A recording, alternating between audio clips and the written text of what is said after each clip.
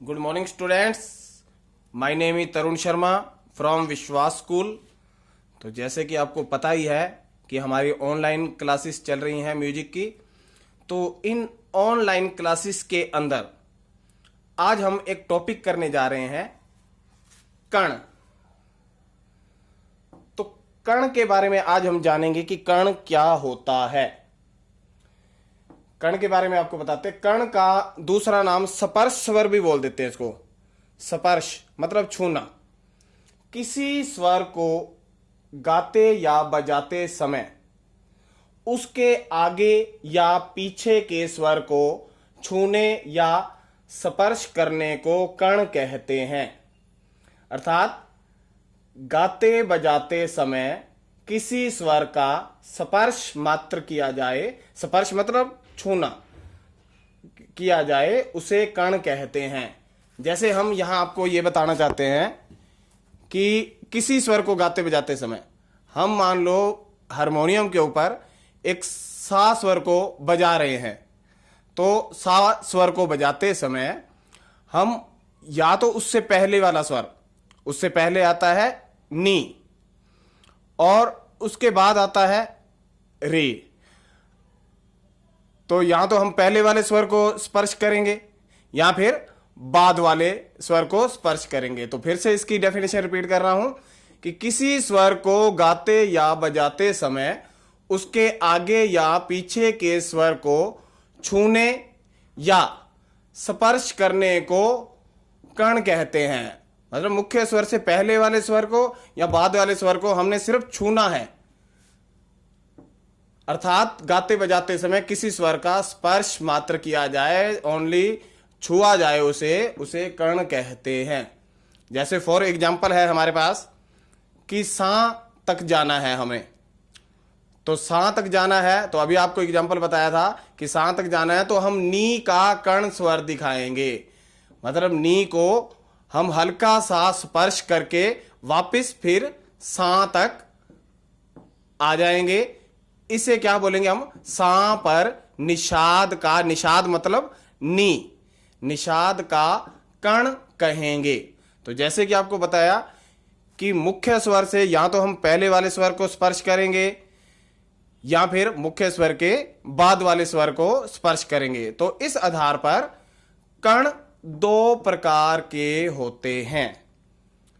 कर्ण के प्रकार हैं पूर्व लगन कर्ण, पूरा मतलब पहले वाला। अनुलगन कर्ण, अनु मतलब बाद वाला स्वर। पूर्व लगन कर्ण पहले वाला स्वर और अनुलगन कर्ण बाद वाला स्वर। तो कई बार क्या होता है, जैसे इसमें एग्जाम्पल भी दिया गया है कि गे मुख्य स्वर है। जैसे गे मुख्य स्वर है तो गे से पहले आता है रे। पूर्व लगन कर्ण में हम गे से पहले रे, तो रे का कर्ण देना है। मतलब रे को हल्का सा स्पर्श करेंगे या छुएंगे और वापस गा पर पहुंच जाएंगे, क्योंकि गा मुख्य स्वर है। उसके बाद है अनुलगन कर्ण। अनुलगन कर्ण मतलब बाद वाला स्वर। जब मान लो मुख्य स्वर गे है तो गे के बाद वाला स्वर कौन सा पड़ जाएगा? म। तो मैं का कर्ण देंगे, मतलब मैं को स्पर्श करेंगे और फिर वापस ग पे पहुंच जाएंगे।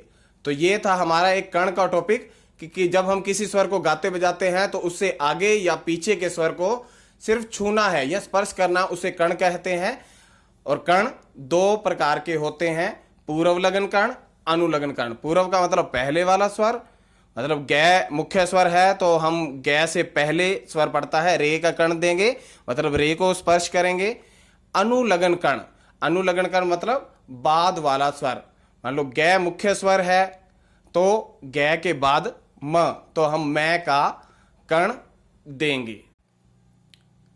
आगे हम करेंगे खटका और मुर्की। खटका और मुर्की क्या होता है? सबसे पहले हम मुर्की के बारे में पढ़ेंगे कि द्रुत गीत में तीन स्वरों को एक अर्धगोलाई बनाने को मुर्की कहते हैं। मतलब अर्धगोलाई मतलब तीन स्वरों की एक अर्धगोलाई, उसे हम मुर्की बोल देते हैं। तो आधुनिक मान लो जैसे 3 स्वर हैं, सा, रे और गा। 3 स्वरों को मिलाने से जब हम इसकी अर्धगोलाई बना देते हैं 3 स्वरों की, तो उसे हम मुर्की कहते हैं। आधुनिक समय में गायक और वादक, गायक मतलब गाने वाले और वादक मतलब बजाने वाले, मुर्की का प्रयोग अत्यधिक रूप से करते हैं। और जो संगीतकार हैं, जो सिखाने वाले हैं, वो भी अपने शिष्यों को मुर्की लगाने के ढंग से भली भांति अवगत कराते हैं। और मुर्की का प्रयोग जो है वो गायन में मतलब गाना बजाने में, और वादन, वादन मतलब बजाने में, गायन वादन मतलब गाने में और बजाने में इसका प्रयोग किया जाता है। मुर्की, दोबारा से रिपीट कर रहा हूं इसको, कि द्रुत गीत में 3 स्वरों की एक मतलब अर्धगोलाई जब उसे बना देते हैं, 3 स्वर कोई भी हो सकते हैं। फॉर एग्जाम्पल के लिए जैसे आपको बताया कि सा रे गा, इसकी एक जब हम अर्धगोलाई बना देंगे तो इस प्रकार के अर्धगोलाई बनाने को मुर्की कहते हैं। द्रुत गीत, गीत 2 प्रकार के होते हैं, एक द्रुत और एक विलंबित। आधुनिक समय में गायक और वादक, गायक मतलब गाने वाला और वादक, वादक मतलब बजाने वाला, ये मुर्की का प्रयोग अत्यधिक रूप से करते हैं। संगीतकार अपने, संगीतकार मतलब जो सिखाने वाला है, जो म्यूजिशियन है, जिसके बाद हम सीखने जाते हैं, वो अपने शिष्यों को मुर्की लगाने के ढंग से भली भांति अवगत कराते हैं। मतलब मुर्की लगाने के ढंग से वो अपने शिष्यों को बताते हैं। और मुर्की का प्रयोग गायन और वादन मतलब गाने में, और वादन मतलब बजाने में होता है। आगे हमने ये मुर्की की, मुर्की के बाद हम करेंगे खटका। खटका, जैसे हमने मुर्की में बताया कि 3 स्वरों की एक अर्धगोलाई होती है, और खटका में क्या होता है, इसमें वृत्ति, वृत्ति मतलब गोलाकार, उसमें अर्धगोलाकार है, इसमें गोलाकार हो जाता है पूरा। तो इसमें गोलाकार बनाते हुए 4 स्वरों के समूह को, उसमें 3 स्वरों का समूह था मुर्की में, और खटका में 4 स्वरों का समूह होता है। तो इसमें गोलाकार बनाते हुए 4 स्वरों के समूह को खटका कहते हैं। और इसका प्रयोग केवल वादन में होता है। जैसे मुर्की का प्रयोग आपको बताया कि गायन और वादन दोनों में होता है, लेकिन खटका का प्रयोग केवल वादन में किया जाता है।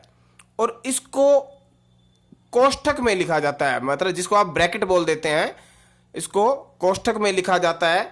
जैसे हमने ब्रैकेट में लिखा, कोष्ठक में लिखा प, तो प से 4 स्वरों का समूह बन जाएगा प ध म प, ये ही माना जाएगा।